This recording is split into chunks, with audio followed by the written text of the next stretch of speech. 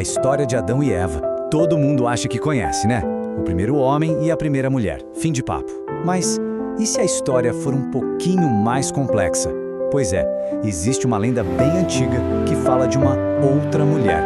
Uma figura super misteriosa chamada Lilith.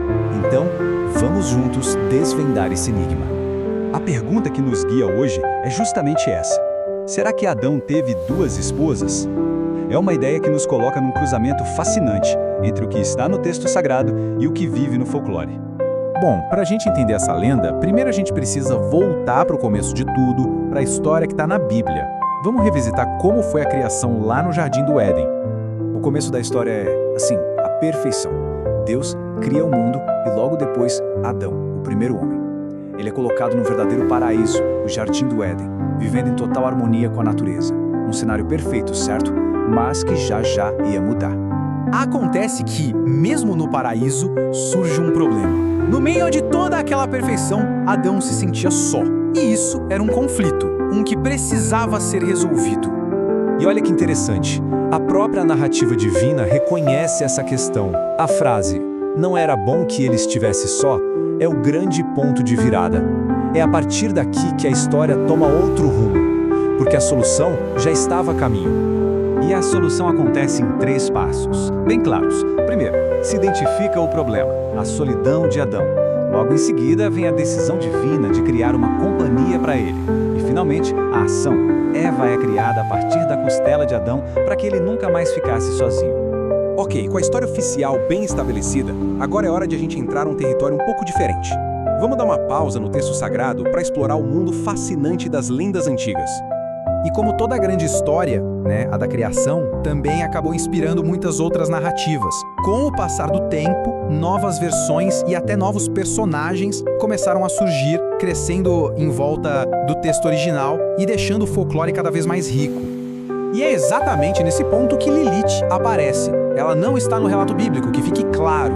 Ela é uma figura que nasce dessas lendas antigas. E nessas histórias, ela ganha um papel bem surpreendente, o de primeira esposa de Adão, uma figura que se tornou um verdadeiro enigma através dos séculos.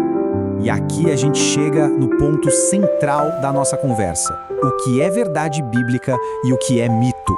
Para a gente descobrir onde a história de Lilith se encaixa, a gente precisa colocar as duas, Eva e Lilith, lado a lado e comparar. A diferença fica muito clara, né? A origem de Eva está lá, no relato bíblico. Ela foi criada da costela de Adão. Já Lilith, ela pertence às lendas antigas, totalmente fora do texto canônico. O status delas também é bem distinto. Eva é chamada de a mãe de todos os viventes. Sobre a Lilith, a conclusão é direta. A história dela não está na Bíblia. Essa comparação toda nos leva de volta para a conclusão do relato sagrado, que define de uma forma muito clara o papel da Eva. O título A Mãe de Todos os Viventes é definitivo. Ele estabelece Eva como a única matriarca da humanidade dentro da história bíblica. É um título tão absoluto, tão fechado, que simplesmente não deixa espaço para mais ninguém antes dela. E assim, a resposta para nossa pergunta inicial fica bem clara. A história de Lilith, por mais fascinante que seja, pertence ao mundo das lendas, do folclore. A conclusão é que ela simplesmente não faz parte do relato bíblico da criação.